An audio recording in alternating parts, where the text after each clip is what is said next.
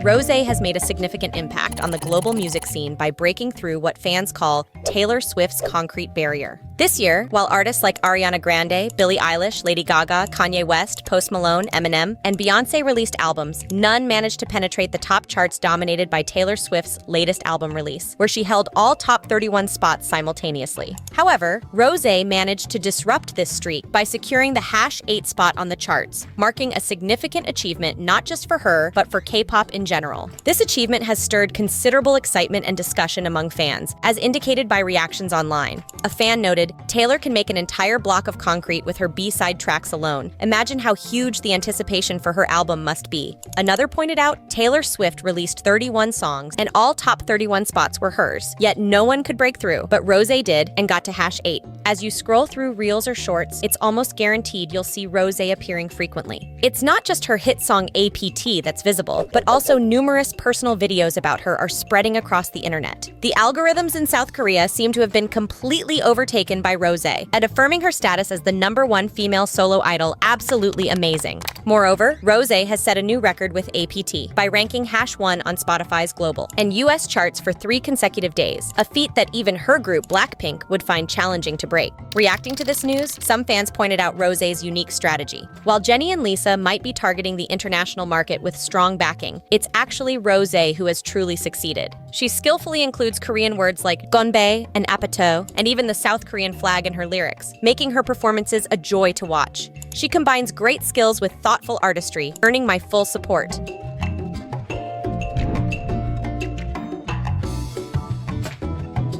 In a revealing vlog, Yulhee exposed the troubling details of her marriage with Choi Minhwan, highlighting his frequent visits to high-end karaoke bars where he spent large amounts of money. She shared an incident where Minhwan had to wait over an hour for his turn, indicating that even the karaoke hostess was wary of his excessive indulgence. Yulhee's revelation didn't stop at karaoke bars. She also recounted an instance where, in a drunken state at a family gathering, Minhwan disrespectfully stuffed money into her clothing, mimicking a demeaning act often associated with tipping hostesses. This vlog has sparked significant controversy, casting a shadow over Minhwan's public image. She also touched on a more serious issue that has raised eyebrows. Yulhee revealed that Choi Minhwan once harbored Choi Jong-hoon, who was involved in the notorious Burning Sun scandal, at their home during his attempt to evade authorities. Comments on the situation include pointed criticisms about his financial priorities and personal character. "Can't believe he spent so much at those karaoke bars but complained about education costs for his kids on TV. Sending 3 kids to an English center for $5 million a month seems reasonable. And Yulhee isn't just sitting around. She's making money through YouTube and Instagram after having twins."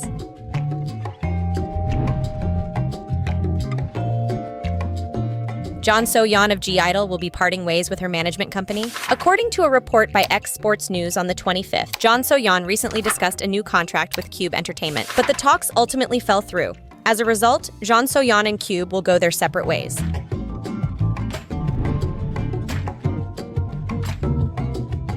HYBE is facing a big issue because they owe the government about 125 million won KRW for not paying enough in waste disposal charges. Last year, they made a lot of plastic, about 1397 tons. They used most of this plastic, 89% or 1249 tons, to make albums, and the rest, 11% or 148 tons, to make merchandise. In South Korea, there are fees for getting rid of materials like plastic that are hard to recycle. The amount companies have to pay depends on their sales and how much waste they produce. Companies, including HYBE, need to report how much they sell to the government's environmental department to calculate these fees. However, HYBE reported lower sales figures than actual to pay less. Their real sales were about 2.18 trillion won KRW, which should have led to disposal fees of about 276 million won KRW. But they reported their sales as only 2.18 billion won KRW, so they were initially charged about 150 million won KRW. The government didn't notice this mistake until October 2024, although they had sent the first bill in April. Now, they have sent HYBE another bill to make up for the 125 million won KRW they underpaid.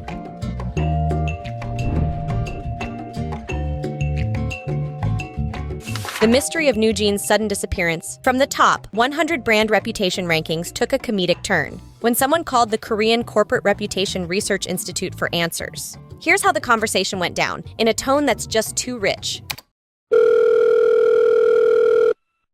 "Hi, I called because I read your press release and wanted to know why NewJeans isn't in the top 100 anymore." Oh, that That press release wasn't issued by us. Reporters just write whatever they see. Right, but I still want to know why NewJeans is out of the top 100. Just think of it like the 50-50 situation. What does 50-50 have to do with this? Internally, we treat them just like 50-50. That's why they were excluded. So you mean to say the decision was made internally regardless of any actual brand reputation criteria? Exactly. Legally speaking, it's the same as 50-50. But NewJeans hasn't had any lawsuits or legal disputes against HYBE like 50-50. How can that be the same? It doesn't make sense. Who am I speaking with? You shouldn't mention this. If you do, I'll have to sue for defamation through my lawyer. In a scolding tone. Go ahead and sue for defamation then, but please tell me your name.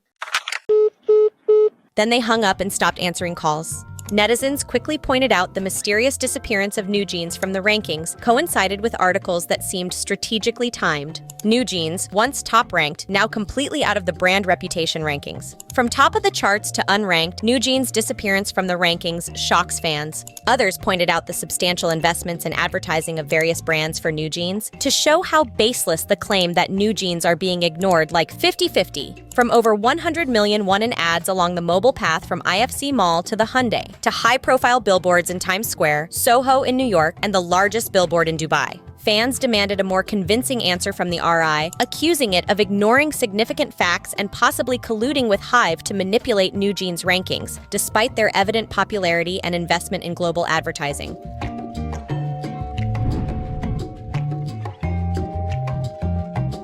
As the audit of HYBE continues, new internal documents have come out. These documents have caused a lot of upset. They show HYBE's plans to possibly drop NewJeans and include negative comments about other companies' idols. One document talks about LesserAFIM's performance, comparing them to famous girl groups like BLACKPINK and TWICE. It suggests that LesserAFIM could become very successful by combining the strengths of these groups. The document says, above all, since LesserAFIM has earned considerable trust in their performances as a team, we can now increase the scale of their tours and have them compete with boy groups. BLACKPINK conquered Coachella and interacted with many overseas celebrities, but there was the issue with not operating the team effectively. TWICE has solidified their teamwork and is holding stadium concerts, but in terms of attracting attention, they're lacking. If LesserAFIM combines the strengths of the two, it would be possible for them to fill the gap left behind by major girl groups. This statement from the document was shared online along with a video of LesserAFIM's Coachella performance. It quickly went viral, drawing a lot of criticism. Many people think HYBE's plans and comments do not really understand the group's real impact and skills. This has led to more fans and netizens questioning how HYBE manages their artists.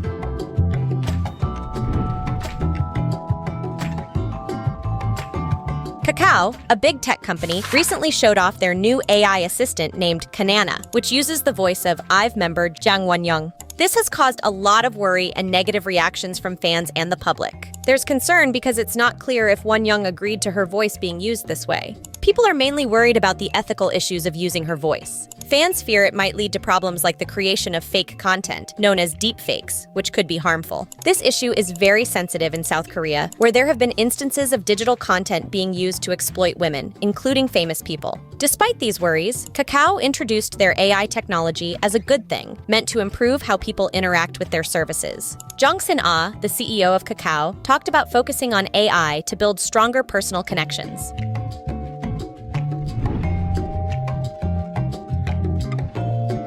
HYBE has raised eyebrows with its brutally candid internal reports on K-pop groups aespa and RIIZE, revealing a cutthroat side of the entertainment giant. For aespa, HYBE's critique was sharp, pointing out that the group's live singing capabilities were lacking, and dismissing fan defenses with, "The argument from the fandom that the company doesn't let talented artists do their jobs has totally collapsed."